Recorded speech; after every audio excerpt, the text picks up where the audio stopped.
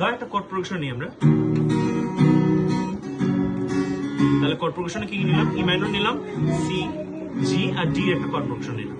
আবার আসি E minor যদি আসে, এখন প্রত্যেকটা কর্ডে আমরা হালকা হালকা করে মশলা মাখাবো, that will gonna be spicing up all the chords. তাহলে ই মাইনর যদি হয়, এটা যদি ই হয় সা রে গা মা পা ধা নি, তাহলে এটা 7 নাম্বার। এইটাকে যদি এভাবে বাজায় তাহলে এটা কি হচ্ছে? E minor 7 exactly.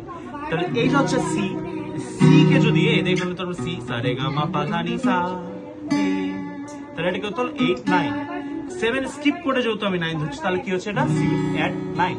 এবার জি যেহেতু আছে, এবার খেয়াল কর ই মাইনর 7 যখন বাজাচ্ছি তখন কি আমি ই স্ট্রিংটা ওপেন রাখছি না? রাইট। সি মেজরে যখন আসি তখন কি আমি সি মেজর এখানে কি ওপেন বাজাইছি?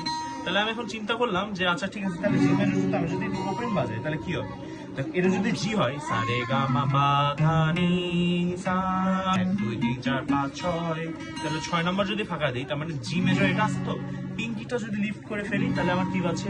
এটা বাজছে জি 6। আবার দেখ এখানে আমরা ডি মেজর বাজাচ্ছিলাম লাস্টে, ডি মেজর যখন এখানে বাজাচ্ছি দেখ এটা হচ্ছে ডি নোট, এভরি বিউটিফুল। তাহলে দেখ এটা কি ডি নোট, তাই না? সা রে গা মা সা রে গা, কর্ডকে কি নিয়ে হয়? সা গা পা, সা রে গা মা পা, এই যে পা, এই পাটা তো আমি এখানে বাজাতে পারছি না, তাহলে এখন আমি এই যে এটা সা, 3টা কর্ড নিয়ে বাজাবো।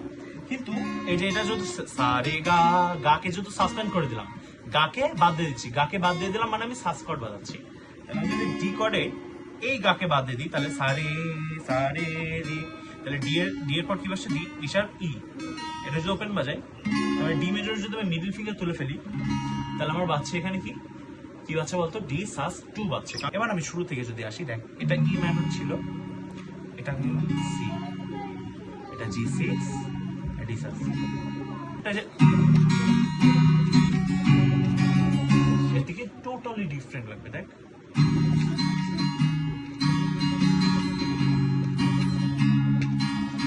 এন্ড আমরা যখন তিনজন বসে পরাজিত লিখছিলাম তখন আমি এই কর্ডগুলো ইউজ করছি, সিম্পল একটা কর্ড প্রোগ্রেশন, জাস্ট একটু মশলা মাখাই